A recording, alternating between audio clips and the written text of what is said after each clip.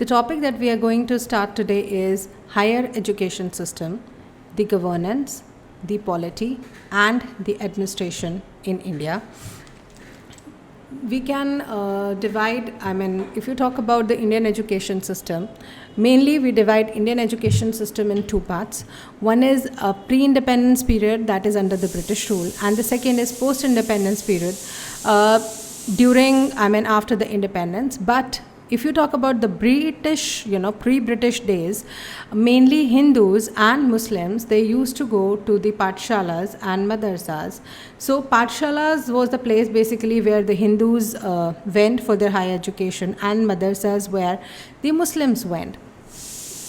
Initially, you can say, like in starting, the Britishers did not show any interest for learning because their main motive is to get the profit out of India. They were a trading company, but still, there were some people, they showed some kind of interest in education.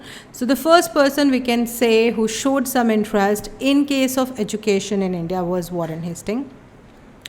Warren Hastings को rights मिले थे. He got the full rights to trade and administration in Bengal after the Battle of Plassey in 1764 from the Mughals. So he showed some interest for the Oriental education.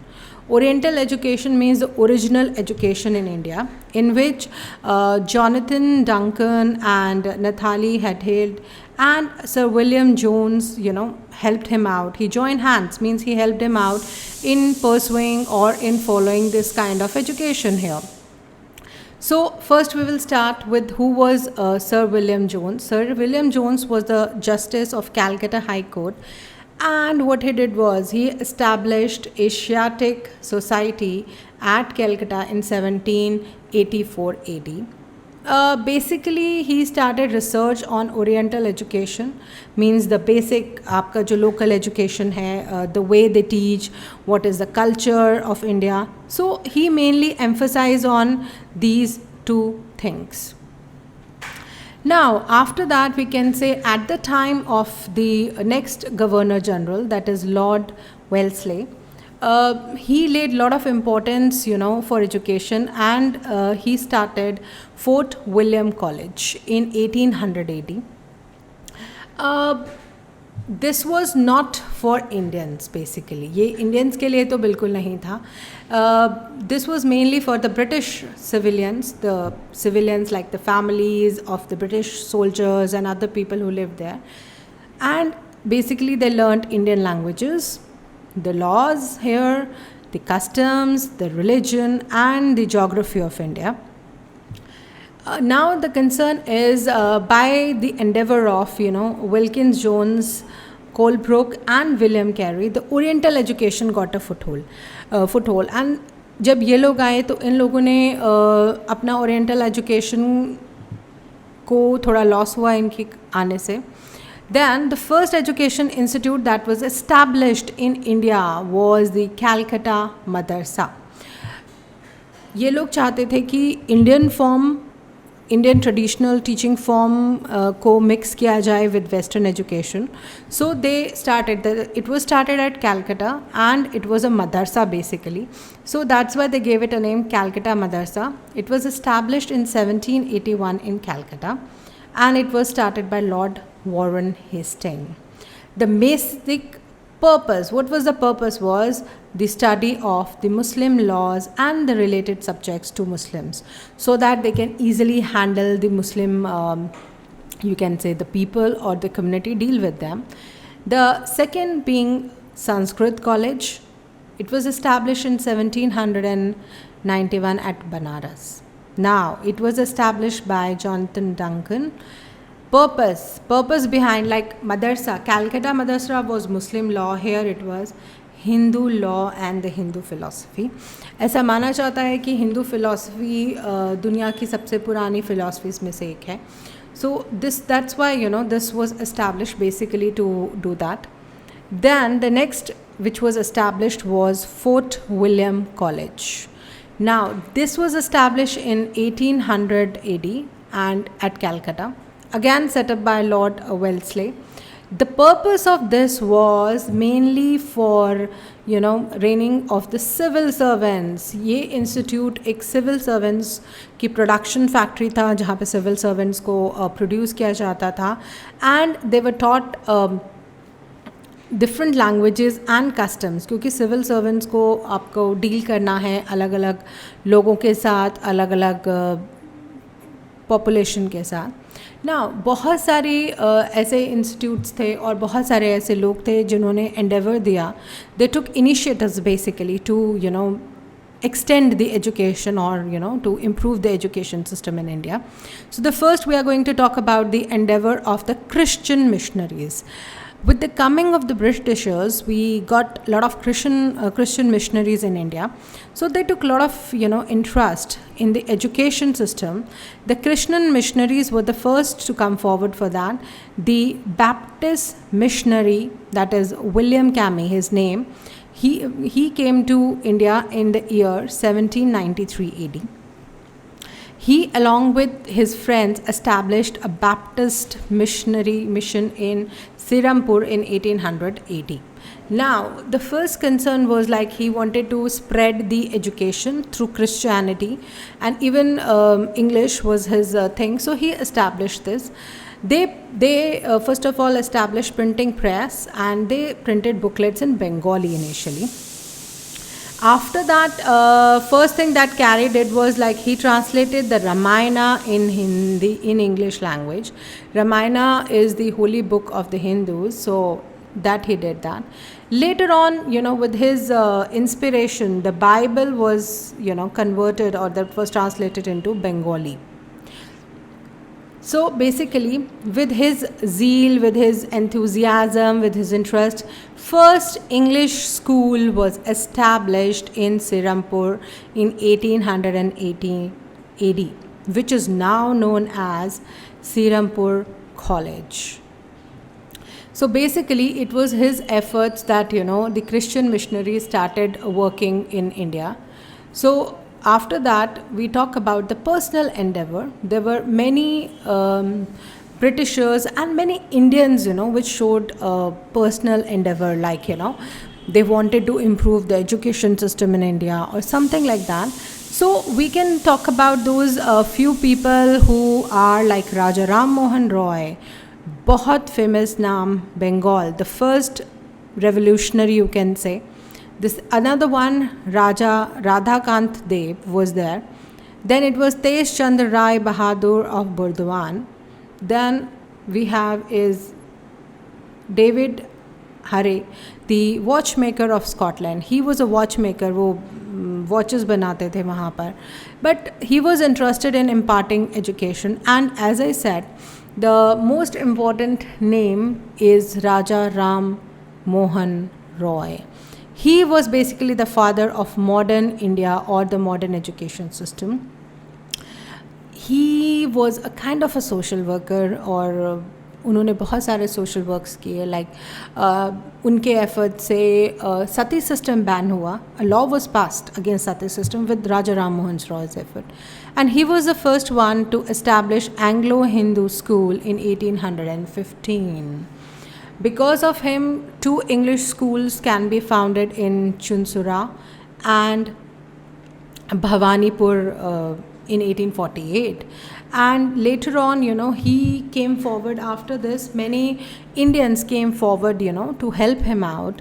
And later on, Hindu College was established in Calcutta in 1817, and which is today known as Presidency College. So if someone is from Bengal, they would know how popular is this.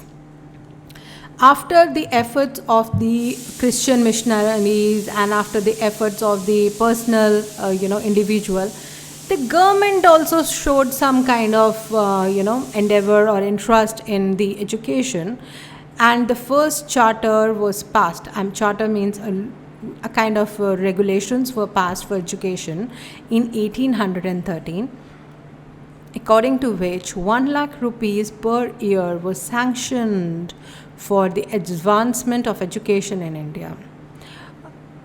उस समय 1 lakh rupees बहुत बड़ा amount था. That was done.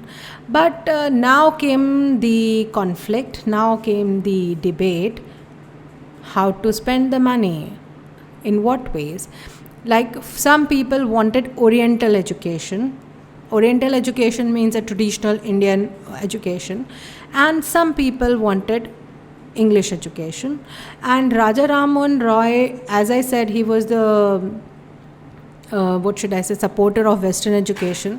So he wanted to spend it basically on Western education, but it was not done. So what happened was the General Committee of Public Instructions was formed, and then they decided to spend the money initially starting on the Oriental education, and they established Sanskrit College at Calcutta, like we just did earlier, that which were the initial institutes.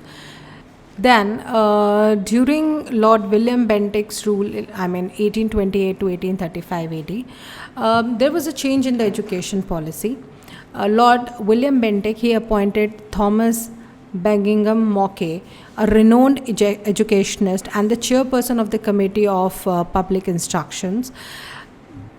He divided, because as I said, there was earlier also a division or a debate about Oriental education or European education. So it was done. Some people like Prinsep or Colebrook or Wilson, they were in support of the Oriental education, but so these people, this group of people was called Orientalist. But the people like T.B. McCoy, he was a supporter of the European education, with Alexander Duff, Sanders, Colwyn, and these people, they are called Anglicist. So the people who were a supporter of Oriental education were Orientalist, and the people who were the supporter of Western education was Anglicist. So McCoy, he presented a proposal of advancement of English in 1835, and this is known as Macaulay's Minutes, or we also say Macaulay's Commission. So now we'll talk about the important points or the important recommendations by Macaulay.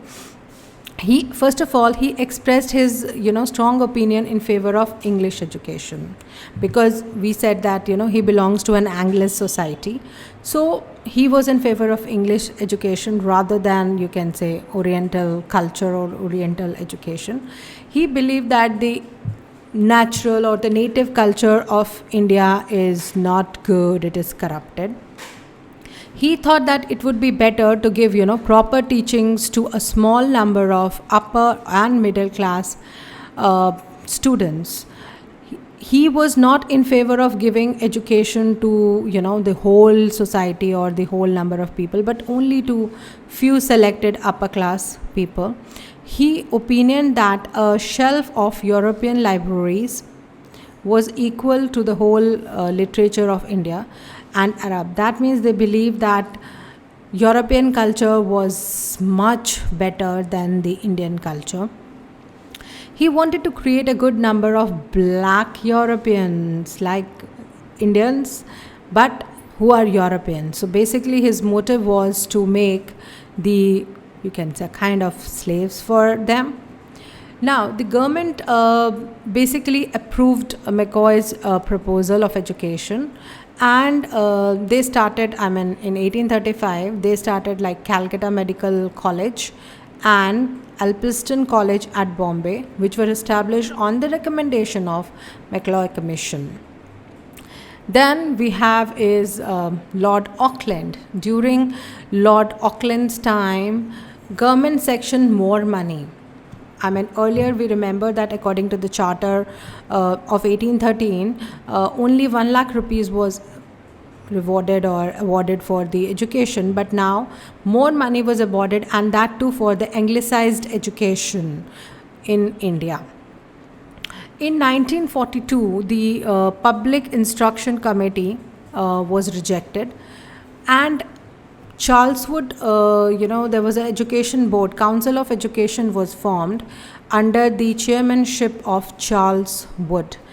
There were few Indian members also, but you can say equal to zero. And they recommended a lot of proposals for education, which is known as Wood's Dispatch. So let's see what are the proposals. First of all, he gave instruction to regularize the education system from primary to university level. Means he gave the instructions like how should be the primary education, then higher, and then university. So he explained, or he gave instructions how he should be there. He also instructed to educate pupil in both English and vernacular language. Vernacular means their local mother tongue, whatever they have. Woods also emphasized on the female education. He believed that, if female would be educated, it will be very good for them. And by his recommendation, education department, a different education department in the government was established. And in 1857, Calcutta, Bombay and Madras universities was established for the first time. During the time of, you can say, Lord Dalhousie, another governor of India, he laid the actual foundation of the modern education in India. During his time, government gave official support for female education. Earlier it was on papers, but not officially, openly government supported it. But during this time it happened. And after the success of the Civil Engineering College, which was established in 1847, he extended the technical education to Bengal, Bombay and Madras. In 1982, we know that after the revolt of 1857, the control of East India Company was ended and the whole of the country went directly under the Queen's rule. So in 1882, Lord Ripon was appointed as the first education commission. He appointed the first education commission under the chairmanship of William Hunter, which had 20 members, and Hunter Commission gave many recommendations. So we are going to talk about it one by one. The first is like in the higher and the senior education level, the gradual withdrawal of the government would be there. I mean, he believed that the education should not be totally in the hands of the government, but they should withdraw slowly from the government rule. He believed that we should have a liberal and judicial use of the system of grants. Means the grants should be given to the private institutes or the people to make institutes, open the institutes, but that should be only on the basis of staff strength. Their maintenance expenditures, how much money they spend on expenditures, maintenance, and the efficiency of the institute. How good are the institutes? Whether they give proper education, good education or not. It even made recommendations for the subjects for jobs, means job-oriented courses to be launched, and higher study abroad. He also recommended that people who study in India, they can have the opportunity to go abroad to study there. It recommended for the primary education of the backward and the low classes through waiver of fees. First time in India, someone made recommendation for the backward classes, and that too, you can say, with the waivers of the fees. Waivers means you get compensations or discounts or scholarships like that. Hunter Commission also recommended for the education of Muslims by opening primary school and high school. He believed that the education that Muslims get is not up to the mark, so he wanted some separate education system for the Muslim people. To promote girl education, he recommended grants to open girls' schools. Hunter Commission was not satisfied with the number of schools for the girls, so he wanted to have more girls' schools for them. It also suggested separate schools for the education of princes and the children of royal families. A complete example of divide, you can say, and rule. They wanted separate schools, for the princes and the royal family, and separate schools for maybe the Muslims or the common people. Then this commission also laid stress on the physical education. They believe that physical education is equally important, so they laid emphasis on that. So provision of some sports activities in colleges and schools will also recommended. He also laid stress on the moral education. Like, he believed that we should teach these moral educations or moral values in the schools. And today we have in the schools the same thing, we do that. Hunter Commission also, laid emphasis on the vocational and adult education, which became very important in the today's world, if we talk about. Then the government accepted many recommendations of the Hunter Commission, basically.